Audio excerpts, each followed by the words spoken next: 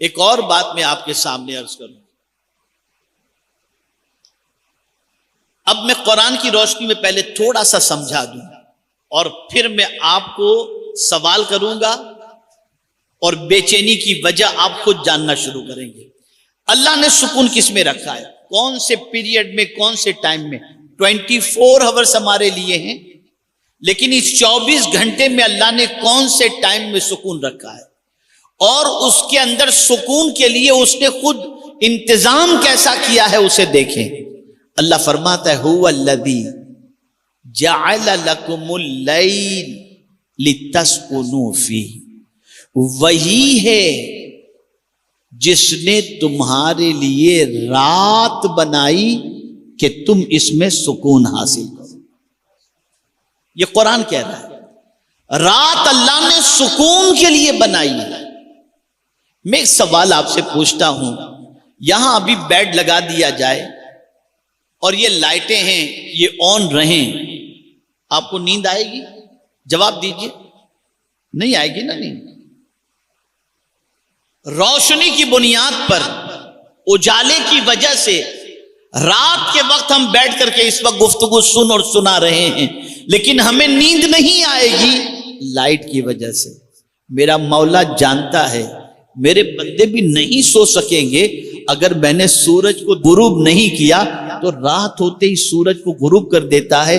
اور چونکہ ہر گھر کے اندر نائٹ لیمپ جلا رہتا ہے تو اللہ نے تاروں کو جگمگا کے رکھا تاکہ میرے بندے اگر تو فٹ پاتھ پر بھی سونا چاہے تو تجھے کوئی بڑی روشنی نہیں ملے گی، ڈم لائٹ کے اندر تو آرام سے سو کر اپنی رات کو گزار سکتا ہے. رات اس نے سکون کے لیے بنائی. توجہ چاہوں گا، رات اس نے سکون کے لیے بنائی، اور دنیا نے بھی یہ طے کر لیا کہ کوئی سکون سے اپنی رات نہ گزار سکے، تو جتنے گناہ کے اڈے کھلتے ہیں سب رات ہی کو کھلتے ہیں، سارے رات.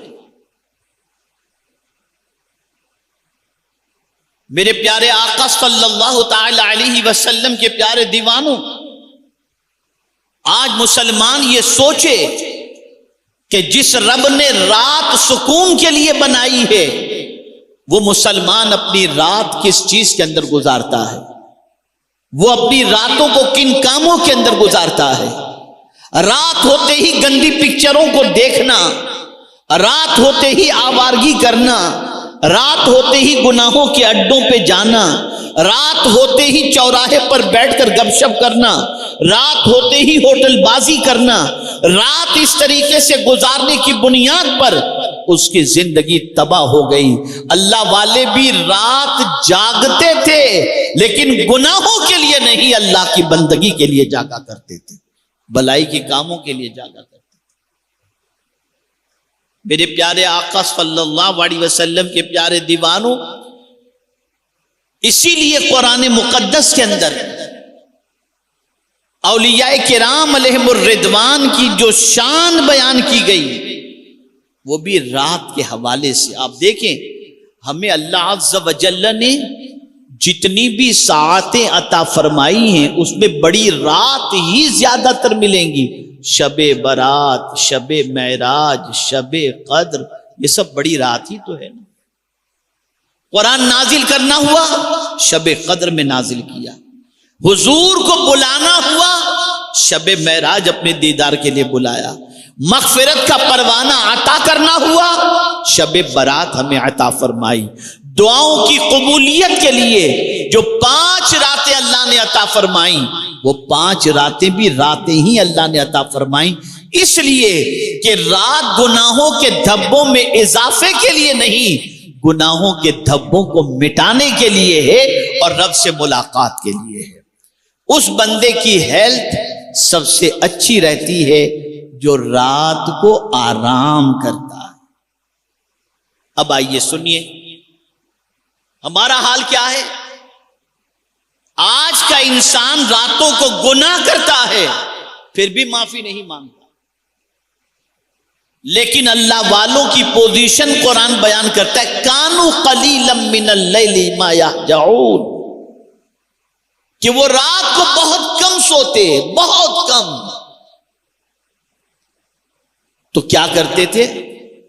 تو اللہ والوں کے حوالے سے قرآن نے کہا والذین یبیتون لربہم سجدا وقیاما، وہ سجدے اور قیام میں اپنی راتوں کو گزار دیتے تھے۔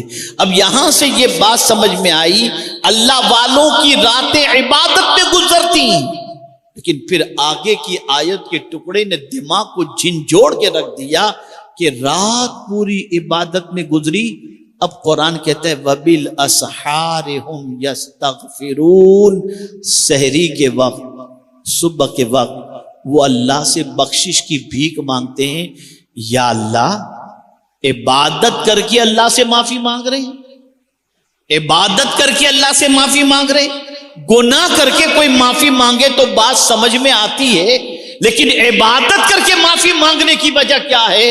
رات کی اینڈ کے ٹائم پر، صبح کے شروع ہونے سے پہلے پہلے، تو مفسرین فرماتے ہیں وجہ یہ ہے کہ رات بھر انہوں نے عبادت تو کی، معافی اس لیے مانگتے ہیں کہ اے اللہ، جیسی تیری شان ہے ویسی ہم نے عبادت نہیں کی، اگر اس میں کوئی کوتاہی رہ گئی ہو تو تم معاف کرنا۔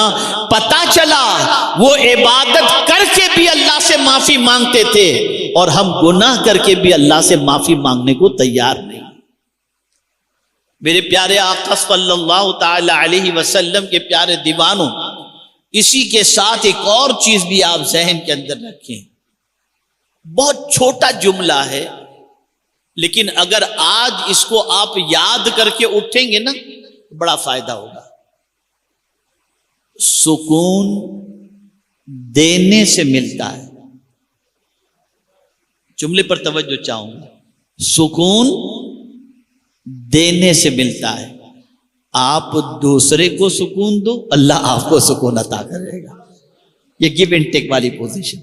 آپ دوسرے کو سکون دو، اللہ آپ کو سکون عطا کرے گا۔ ایک واقعہ عرض کرتا ہوں، ایون یہاں تک کہ جانور کو بھی سکون دو، اس کے عوض میں بھی اللہ آپ کو سکون عطا کرے گا۔ میں ایگزامپل کے ذریعے بتاؤں، پہلے کے زمانے میں لوگ لکھا کرتے تھے نا، تو لکڑے کا قلم ہوتا تھا، اینک کے اندر بھگو کر نکالتے تھے اور پھر اس سے لکھا کرتے تھے۔ کوئی بال پین اور کوئی فاؤنٹن پین وغیرہ کچھ ایسی چیز نہیں ہوتی تھی اس زمانے کے اندر۔ ایک بزرگ نے قلم کو سیاہی کے اندر ڈالا، لکڑے کا قلم تھا، سیاہی کے اندر ڈالا، اور جیسے ہی باہر نکالا ایک مکھی آئی، آ کر کے قلم کی نوک پر جو سیاہی تھی اس کو چوسنا شروع کر دیا۔ تو بزرگ نے ایسے ہی پکڑ کے رکھا، ساری اینک جو ہے نا وہ مکھی نے پی لی۔ جب پوری اینک مکھی نے پی لی، بزرگ نے قلم کو نیچے کیا، مکھی اڑ گئی، اور پھر واپس جو ہے اینک کے اندر ڈبو کر آپ نے لکھنا شروع کیا۔ کچھ دنوں کے بعد ان کا انتقال ہوا اس بزرگ کا۔ کسی نے دیکھا اللہ ان کو جنت عطا فرما دیا ہے، تو پوچھتے ہیں اس بزرگ سے کہ حضرت یہ تو بتائیے، آپ جنت کے مزے لوٹ رہے ہیں، کس عمل نے آپ کو جنت میں پہنچا دیا؟ تو جواب میں فرماتے ہیں میں نے مکھی کو دنیا میں سکون دیا، آخرت میں اللہ نے مجھے سکون عطا فرما دیا۔ سکون دینے سے ملتا ہے۔ ہم کسی کے راستے میں روڑے اٹکا کر چاہیں کہ سکون مل جائے، نہیں مل سکتا۔ آپ سکون پہنچاؤ، اللہ آپ کو سکون عطا کرے گا۔ اب ایک آخری بات عرض کرتا ہوں، اسے ذہن میں رکھیے۔ ایک صاحب بنگلو بنا رہے تھے، اور ظاہر سی بات ہے کہ اس کو بننے میں ٹائم لگتا ہے، اور مزدور کام کرتے تھے۔ ٹیمپریچر ابھی آپ جانتے ہیں کہ کتنا ٹیمپریچر، ابھی 2 دن سے یہاں پر تھوڑی سی راحت ہے، ورنہ 40, 41, 42, 44, 45 اس طریقے کا ٹیمپریچر، 50 تک کے ٹیمپریچر کی بات۔ اب مزدور کام کرتے تھے، لیکن وہ بنگلو بنانے والا تھوڑا سا فراخ دلی والا تھا، تو وہ یہ کرتا تھا کہ بنگلو کے مزدور جتنے تھے نا، ان کے لیے روزانہ دوپہر میں اچھا کھانا وغیرہ بنواتا۔ ایک دن اتفاق سے اس بنگلو بنوانے والے کے 2 دوست بھی سنڈے کو دوپہر میں وہاں پہنچ گئے کہ ذرا دیکھیں تو سے کیسا کام ہو رہا ہے، کیا ہو رہا ہے۔ جیسے وہاں پر پہنچے تو ان کے لیے بھی کھانے کا انتظام کیا گیا۔ تو انہوں نے کہا کہ ہم وہی کھائیں گے جو مزدور کھاتے ہیں. تو مزدور کے کھانے کے ساتھ ساتھ ان کو بھی ٹیبل پر کھانا لگا دیا کہ وہ کھانا کھا لیے. اور مزدور لوگ نے بھی پیٹ بھر کر کے کھانا کھایا. اب پیٹ بھر کر کے کھانا کھانے کے بعد دوپہر کی چلچلاتی دھوپ میں سیمنٹ کی گونی تھی, ایک کنارے پر رکھی اور لیٹ گئے. ایسے لیٹتے ان کی آنکھ بھی لگ گئی. مزدور کڑی دھوپ کے اندر چلچلاتی دھوپ میں کھانا کھانے کے بعد سیمنٹ کی گونی پر ایسے ہی لیٹے اور آنکھ بھی لگ گئی, کھراٹے مارنے لگے. بنگلو کا مالک جو تھا نا, جو بنگلو بنوا رہا تھا, اس نے اپنے دونوں دوستوں سے کہا میں فلٹر پانی پیتا ہوں, میرا کھانا بھی بہت ہر طریقے سے احتیاط والا ہوتا ہے, ساری چیزیں ہوتی ہیں, لیکن خدا کی قسم ذرا ان مزدوروں کو دیکھو, تم دیکھو ان کو کیسے مزے سے سو رہے ہیں نا. واللہ میں تم کو کہتا ہوں میں اس چیز کو حاصل کرنے کے لیے بڑی کوشش کر رہا ہوں, سب تو ہے, یہ سکون میرے پاس نہیں. ایسی نیند مجھے نصیب نہیں ہو رہی جیسی یہ نیند کر رہے ہیں. مجھے رات کو نہ جانے کتنی ٹیبلٹس لینی پڑتی ہیں, نہ جانے کتنی گولیاں کھانی پڑتی, تب بھی مجھے ایسی نیند نہیں آتی. تو اس میں چونکہ ایک صاحب دل تھے تو انہوں نے بڑی پیاری بات بتائی. انہوں نے ان سے کہا کہ دیکھو یہ بات ہمیشہ کے لیے تم ذہن کے اندر رکھو, سکون تم باہر تلاش کرتے ہو, سکون اندر کی چیز ہے. ادھر سے دنیا کی محبت نکالو, ادھر سے سکون آنا شروع ہو جائے. اب ایک جملہ عرض کرتا ہوں, روحانیت کیا ہے؟ دنیا کی محبت سے بیزار ہو جانا اور اللہ کی محبت میں بیدار رہنا, اس کا نام ہے روحانیت. اور اس سے اللہ سکون کی دولت عطا کرتا ہے. میرے پیارے آقا صلی اللہ تعالی علیہ وسلم کے پیارے دیوانوں, خوب دولت کماؤ, مال و زر کمانے کے اندر کوئی پرابلم کی بات نہیں ہے, لیکن یہ بات ضرور یاد رکھنا کہ مال کے ذریعے اگر آپ نے حرام ناجائز گناہ کے کام کیے کبھی سکون نہیں مل سکتا. لیکن اگر مال کے ذریعے اللہ اور اس کے رسول کی راہ کے اندر خرچ کرنے کے ساتھ آپ نے اللہ اور اس کے رسول کی اطاعت کی, اللہ سکون کی دولت سے مالا مال فرما دے گا. میرے پیارے آقا صلی اللہ علیہ وسلم کے پیارے دیوانوں, ابھی رمضان المبارک سے پیشتر علی گڑھ مسلم یونیورسٹی میں میرا پروگرام تھا, تو وہاں میں نے ایک بات جو کہی تھی اسٹوڈنٹس اور پروفیسرز کے درمیان, وہی بات میں اس وقت آپ سے کہتا ہوں, اسے ذہن میں رکھیں. ویسٹرن ورلڈ کے اندر کسی چیز کی کمی نہیں, لیونگ اسٹینڈرڈ بہت ہائی, سارا کھانا پینا سب فریش, مکان اچھے, راستے اچھے, آب و ہوا, اسپورٹس کے لیے گیم کے لیے میدان, ساری چیزیں, گارڈن وارڈن, ساری چیزیں. لیکن دنیا میں سب سے زیادہ بے چین اگر کہیں کے لوگ ملیں گے تو وہاں کے ملیں گے. یہاں ہندوستان کا جھوپڑے میں رہنے والا بھی اتنا بے چین آپ کو نہیں ملے گا جتنا امریکہ کے اندر بنگلوں میں رہنے والے لوگ بے چین آپ کو.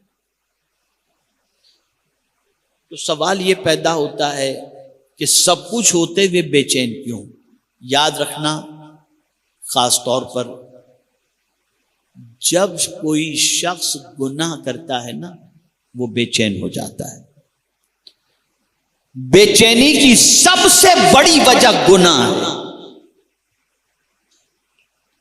گناہ کرنے کے بعد سب سے پہلے یہ ہوتا ہے کہ انسان اپنی نظر میں گر جاتا ہے, یار میں نے کیا کر دیا. گناہ کر کے اپنی نظر میں گر جاتا ہے اور گناہ سے اس کی طبیعت کے اندر بے چینی پیدا ہوتی ہے. الحمدللہ آج بھی ڈپریشن کے مریضوں کا سروے کیا گیا کہ سب سے زیادہ کس مذہب کے ماننے والے ڈپریشن میں ہیں اور کس مذہب کے ماننے والے ڈپریشن میں نہیں ہیں. تو ٹاپ پر اس وقت ڈپریشن سے بچا ہوا اگر کوئی مذہب کا ماننے والا ہے تو وہ مسلمان ہے۔ مسلمانوں کے اندر اس وقت ڈپریشن کے مریض اتنے نہیں ملیں گے جتنے دوسری قوموں کے اندر موجود۔ میں آپ کو بتاؤں کورونا بھاگا کیسے؟ یہ مسلمانوں کی خدمت کی وجہ سے۔ آپ دیکھیں جن لوگوں کو کوئی جلانے والا، دفن کرنے والا، پوچھنے والا نہیں تھا، مسلم قوم کے بچے وہاں جا جا کر یہ سارے کام انجام دیتے تھے۔ اللہ تعالیٰ نے اس کی وجہ سے اس کورونا کو بھی بھگا دیا۔ یاد رکھیں اور اچھی طریقے سے یاد رکھیں، سکون دوسرے کو سکون پہنچانے سے ملتا ہے۔ اسی کے ساتھ دل کو کسی کے لیے حسد کینے سے پاک رکھنے سے سکون ملتا ہے۔ جب دل ہمارا کسی کے لیے حسد کینے اور بغض سے پاک ہوگا، اللہ ہمیں سکون کی دولت عطا فرمائے گا۔ سکون اللہ معاف کرنے سے عطا کرتا ہے۔